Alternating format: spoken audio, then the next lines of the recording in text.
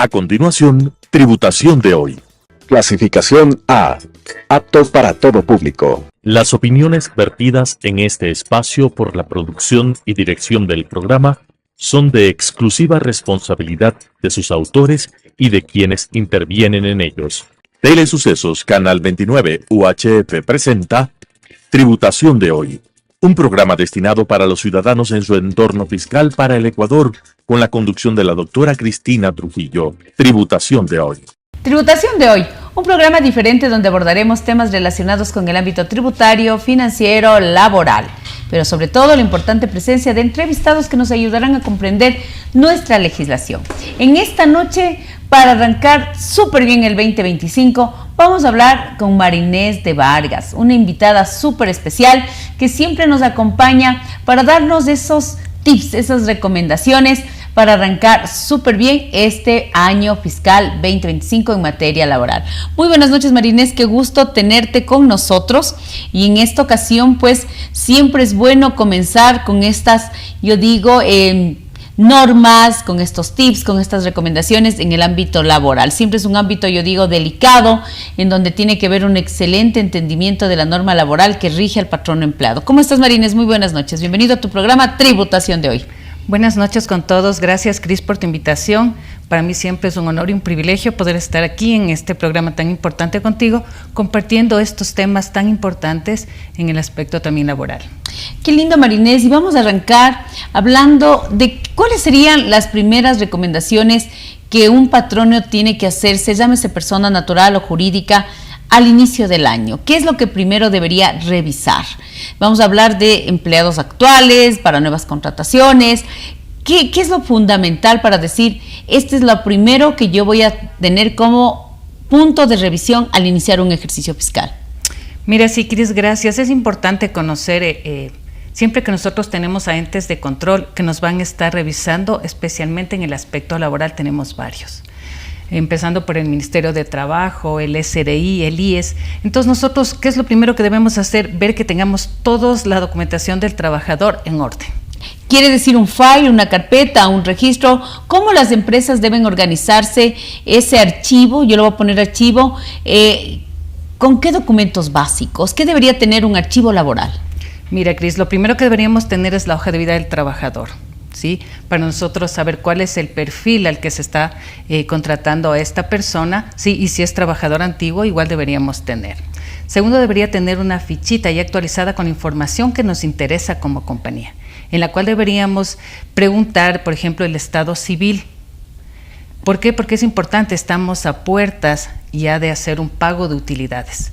Entonces, si yo tengo un trabajador, lleno la ficha, sé que él me dice, le pongo estado civil, casado o soltero, y si o en unión de hecho, y me dice que sí, entonces lo primero que yo voy a hacer es también solicitarle toda la documentación que tenga que ver con cargas familiares. Y hay que tener mucho cuidado, Marinés, y ahí el tema de que ese archivo laboral vaya también de la mano con la Ley de Protección de Datos Personales, porque lógicamente los datos que se obtienen del trabajador son datos que se deben cuidar, y hoy tenemos un marco regulatorio muy importante como es esta Ley de Protección de Datos Personales. Correcto, Cris, justamente ahora en todos los contratos nosotros ya deberíamos incluir la cláusula de protección de datos personales, y en la misma la autorización de los trabajadores para nosotros tener este adecuado manejo. Para mis trabajadores antiguos, como recordemos que esta no es una norma muy antigua, yo debería tener los adendums que yo haga en relación a la protección de datos personales, al manejo de los datos del trabajador, y en los mismos también la autorización. Qué interesante, porque mira, como tú estamos hablando de un ámbito laboral, pero que se une con otra normativa muy importante como es la Ley de Protección de Datos Personales, porque los datos de nuestros trabajadores son datos privilegiados, datos que deben estar cuidados, datos que deben estar protegidos. Estamos ya a las puertas y tú acabas de decir, en este file laboral, ¿qué debemos tener? ¿El contrato de trabajo? Perfecto, entonces una vez que tenemos ya nosotros esta ficha, estos datos, debo proceder al contrato de trabajo al cual yo ya haya llegado al acuerdo previamente con el empleador.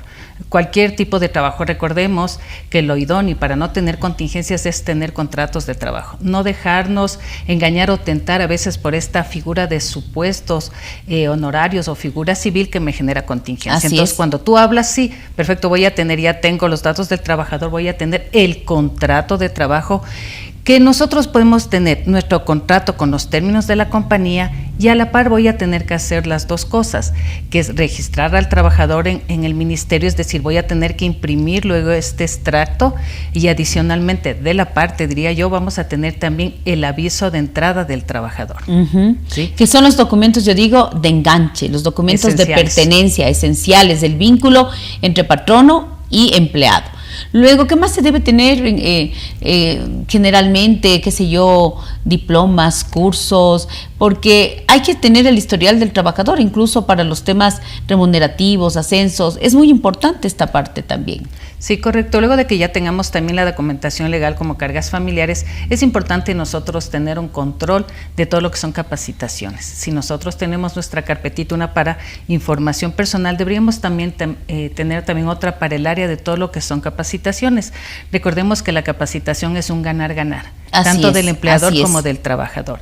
Entonces, de tener todo lo que tiene que ver con las capacitaciones que se hace al trabajador, tanto en su propia área como general de la compañía, sí, como todas estas de los dictadas para integración del propio personal, así como técnicas en diferente área. Luego que yo tengo una carpeta de trabajo, ¿cuáles son los reglamentos internos que debe tener una empresa? Porque ya estamos ahorita hablando de el empleado, su carpeta, su FAI, su control, gestión de recursos humanos, la nómina operativa. Pero también tenemos obligaciones como patrono que están en el Código del Trabajo. ¿Qué reglamentos debe tener la empresa para acompañar esa relación laboral? Mira, Cris, yo digo que los esenciales o básicos que debemos tener, uno es el reglamento interno. Si bien la norma nos dice de más de 10 trabajadores, es decir, 11, lo recomendable es desde el primer trabajador, porque esto me va a ayudar con el empleador a tener una adecuada relación y también que el trabajador conozca cuáles son sus derechos, también cuáles son sus obligaciones, provisiones y sus sanciones para que no le coja de nuevo. Luego deberíamos tener nuestro reglamento de seguridad y salud ocupacional. Recordemos que este se lo tiene que actualizar cada 2 años. Y este es el inicio de todo nuestro plan de seguridad, que cada año nosotros tenemos que ir cumpliendo en lo que tiene que ver con el ministerio. Muy importante. Entonces, para tener los reglamentos, ¿se necesita algún requisito, número de empleados o lo obtenemos normalmente? Sí, Cris, los dos, si es que no son aprobados por el Ministerio de Trabajo, prácticamente son letra muerta. Así es. Entonces, ¿qué quiere decir? Que yo previamente debo cumplir con el requisito de aprobación. En los dos casos ya son más de 10 trabajadores. Sin embargo, en lo que es seguridad ocupacional hay que tener también cuidado que cuando yo tenga de 1 a 10 trabajadores va a ser un plan de seguridad, un plan mínimo de seguridad, que también tiene que ser aprobado con el ministerio. Menos de 10 trabajadores, un plan mínimo de seguridad, más de 10 trabajadores, el reglamento. Es correcto, Cris. Muy interesante, muy interesante. El uno lo vas a actualizar, tú lo acabas de decir, cada 2 años. ¿Quiénes actualizan? ¿Quiénes son los encargados de actualizar o hacer estos reglamentos? Mira, primeramente es el empleador, pero debe existir una persona técnica que tenga los conocimientos, sí, para la actualización, es decir, un técnico en seguridad y salud ocupacional, tanto para la elaboración como para la posterior actualización. El peor error que puede cometer una empresa es hacer un copy-paste. Así que es. a veces dice, oye, tienes reglamento de seguridad y salud ocupacional, pásame. Bárbaro. Y resulta que yo soy un empleador mediano con riesgo bajo y yo ya me puse que en el copy-paste que son un empleador mediano de riesgo alto, de riesgo mediano, y me compliqué. Porque luego voy a tener que cada año cumplir con ciertos requisitos para saber que estoy bien y a lo mejor voy a tener que invertir en dinero que no tenía que haber hecho. Era un mediano y me copié de un grande y resulta que me estoy poniendo yo mismo una camisa de fuerza por no haber hecho mi trabajo. Exactamente. Entonces, mira, el reglamento interno a lo mejor puede ser más sencillo en el sentido que puede ser un estándar y se va pegando a las necesidades de la empresa, pero el otro es seguridad ocupacional, que vas a tener ciertos requisitos más adecuados. Marinés, ¿nosotros estamos obligados o no a contratar personal con discapacidad? Claro que sí, Cris, pero aquí depende del número de personas que tengamos. Okay. Eso es otra de las cosas importantísimas y ojo, hay que poner énfasis que el Ministerio de Trabajo está haciendo ya sus inspecciones, sus revisiones y una de esas la obligación es la Ley Orgánica de Discapacidad, la más conocida como LODA, que te dice que el empleador está obligado a contratar de su nómina el 4%, es decir, por cada 25, 1. Y aquí hay que tener claro, a veces he oído en empleadores que dicen, sí, pero es que no encuentro una persona para el cargo que necesito.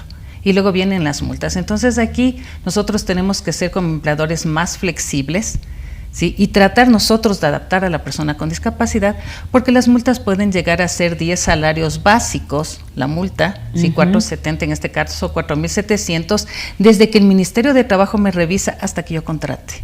Es decir, si te demoras el mes, ¿no es cierto?, pagaste los 470, si te demoraste 10 meses, 4.700. ¿Cuál es el objeto de esta norma? Y que ha cambiado es integrar a las personas con discapacidad, porque antes, bueno, yo pagaba la multa, era fija y listo, ya a la siguiente revisión volví a pagar la multa. Pero la idea es contratar, dar cavidad a estas personas, sí, y de paso cumplir con la normativa laboral. Y también recordemos que es importante, tú que eres la experta tributaria, para lo que tiene también que ver con el beneficio de la deducción especial por discapacidad. Que se encuentra en el artículo 10, numeral 9 de la ley tributaria, que usted tiene un beneficio del 150%, pero no es sobre todos los trabajadores, sobre el exceso de la contratación. Así es, Cris, es correcto. Es siempre para aquellas personas que no contraté obligatoriamente, es decir, sobre este excedente. Me parece tan interesante, María Inés, porque son cosas que tenemos que hacerlas, debemos hacerlas, y que a la larga lo que va a traer es un beneficio mutuo para el trabajador y para el patrono.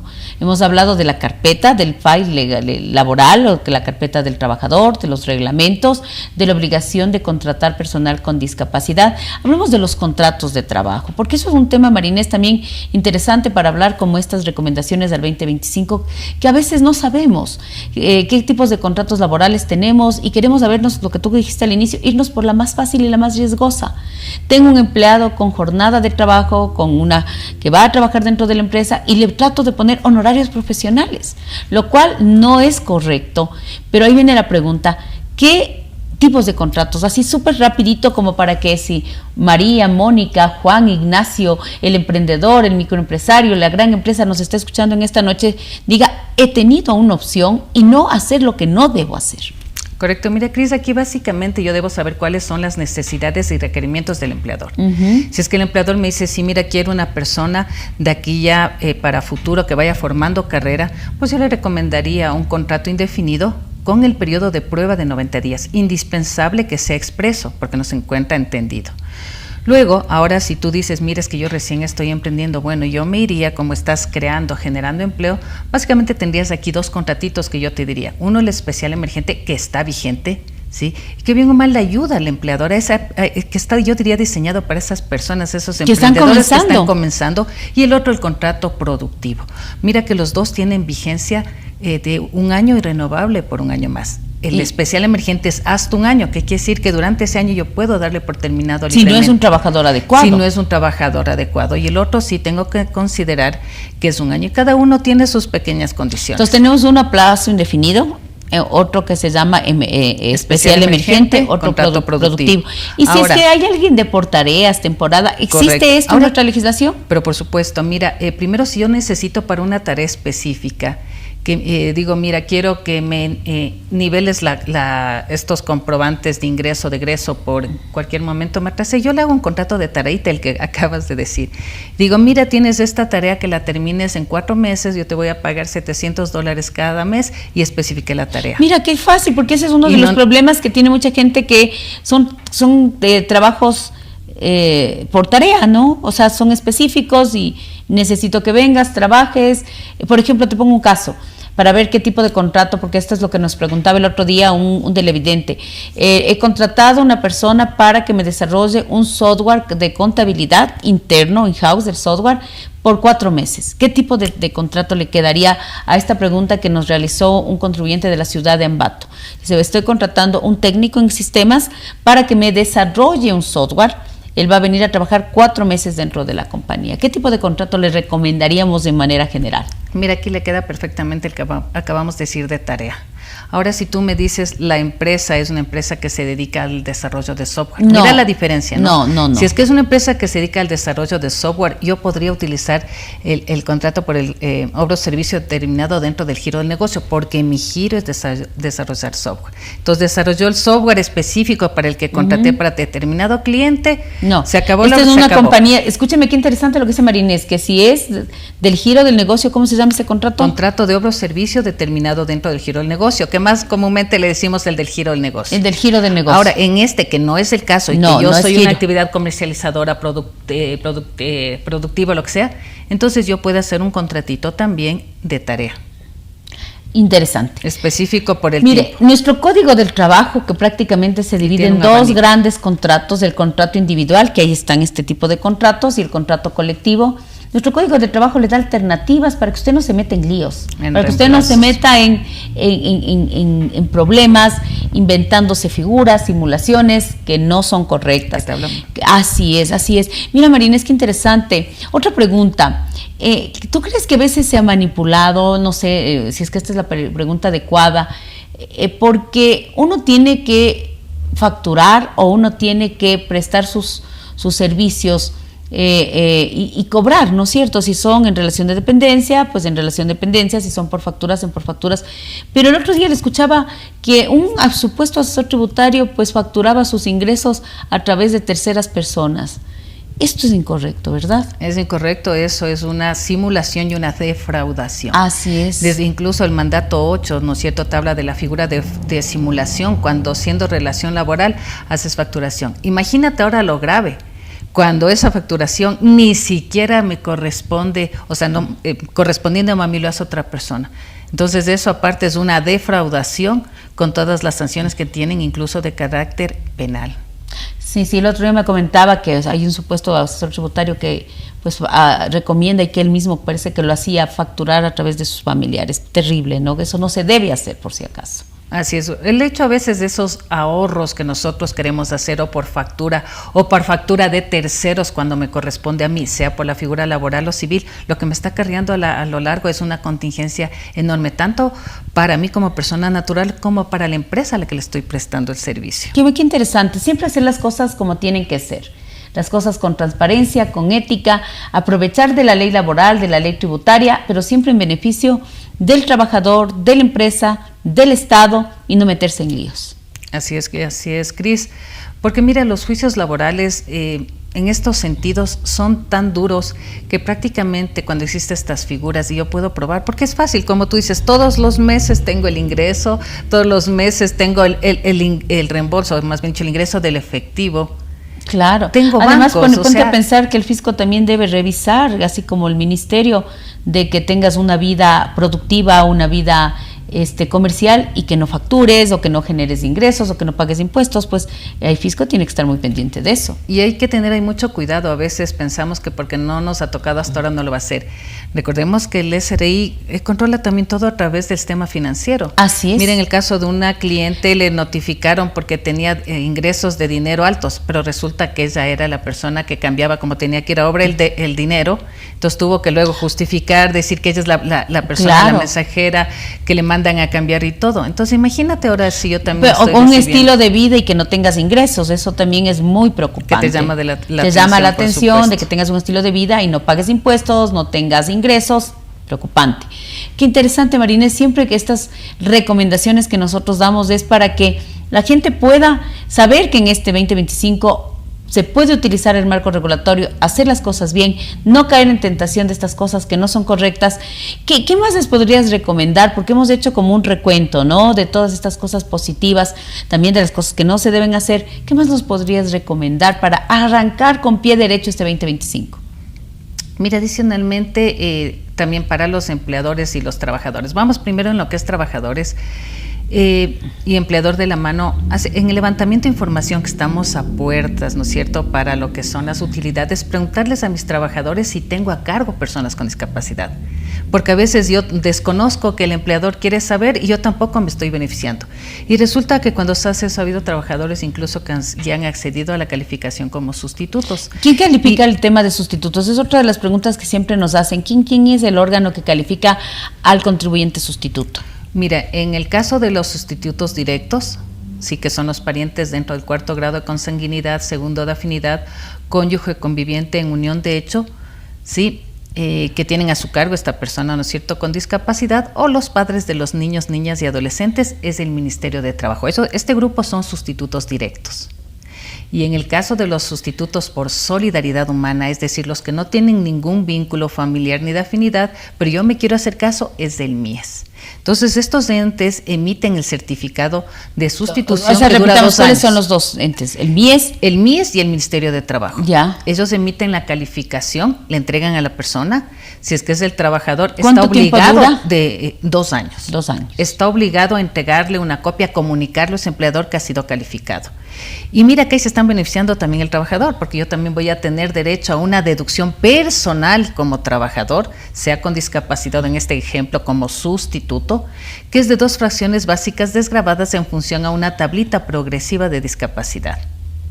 ¿Sí? Muy interesante. Entonces también yo me voy a beneficiar. Entonces es importante que yo también le pregunte a mi empleador. Y luego también recordemos, nosotros ahora justamente en el mes de enero teníamos que como empleadores entregar nuestra proyección de gastos personales. Ese es otro de las cosas interesantes. Ajá, indicando cuántas cargas tengo. 43 de la ley tributaria, artículo 104 del reglamento fiscal. No se me olvide, este mes de febrero fue un mes muy importante. Correcto, entonces, mire, es otra de las cosas importantes. Y para la deducción, ¿no es cierto?, para el trabajador es importante también que hasta el 15 de enero yo le comunique a mi empleador, sí, que tengo o una discapacidad o que tenga a mi cargo la persona con discapacidad, en el caso también de los sustitutos, para que mi empleador pueda hacerme esta deducción. Si no, caso contrario, me tocará, no es que pierdo, pero ya mi empleador me va a retener todos los meses y me tocará hacer al final del año mi y el empleador reclamo. hace que en base a la evidencia suficiente y competente, la debida diligencia, conozca a sus empleados, artículo 7 innumerado. María Inés, qué hermoso es hablar contigo. Creo que hemos revisado todos los puntos de arranque en este 2025. Vamos a pedirte que mandes un cordial saludo y despedida a todas las personas que nos ven en esta noche y les recuerdes que hacer las cosas bien, revisar la ley laboral, la ley tributaria le hace bien a usted, a su empresa, a su empleado y al país. Sí, gracias, Cristina. Bueno, solamente recomendarles a todos, como dice Cris, que cumplan con la respectiva normativa. Recordemos que a veces estos pequeños ahorros, por no hacer las cosas bien, por no querer tener una relación de dependencia, que a lo mejor puede ser un poquito más cara, pero nos va a dar una tranquilidad enorme. Y cumplir con todos los requisitos para acogernos también a los respectivos beneficios que nos dan tanto la ley laboral como la ley tributaria. Así es, María Inés.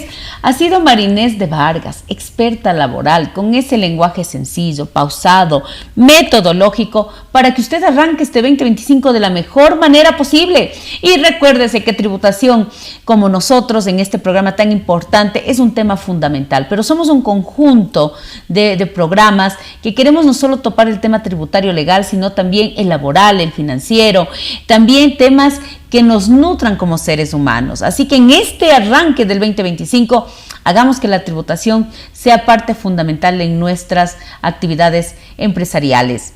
Y nos volvemos a ver la próxima semana con su programa Tributación de Hoy. Muy buenas noches.